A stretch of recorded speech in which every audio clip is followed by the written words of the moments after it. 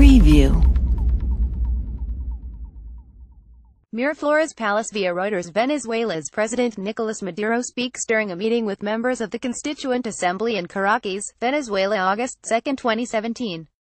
Venezuela's President Nicolas Maduro has called on President Donald Trump to engage in a personal conversation just days after being hit with new sanctions by the U.S. The U.S. Treasury Department brandished the socialist leader a dictator last week and issued a string of new sanctions against him and a number of Venezuelan officials after the government staged what many observers said was a fraudulent vote to create an all-powerful legislative body. However, Maduro, himself a tough critic of Trump, reached out to Trump Thursday during his first address to the new Constituent Assembly, and asked to meet with the president next month, when they are both due to attend that UN General Assembly in New York. "If Trump is so interested in Venezuela, here I am," he said in his three-hour address to the 545-member assembly. "Mr. Donald Trump, here is my hand." The legislative body was voted into power in an election at the end of July and allows the government to rewrite legislation, though critics argue the result was illegitimate and an attempt by Maduro to cling on to power. The vote has also prompted a number of corporations to take action against the country.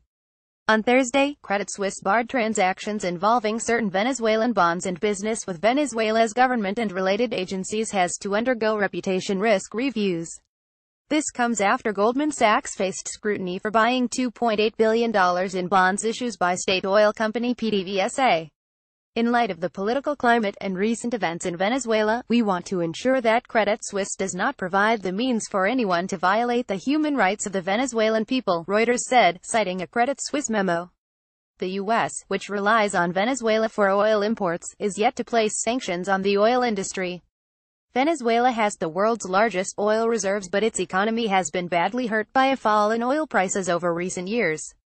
Maduro, during the same speech Thursday, also hit out at imperialists, who he accused of undermining his leadership, saying we will never cede to foreign powers. He added that Venezuela would challenge the sanctions in a U.S. court. Follow CNBC International on Twitter and Facebook.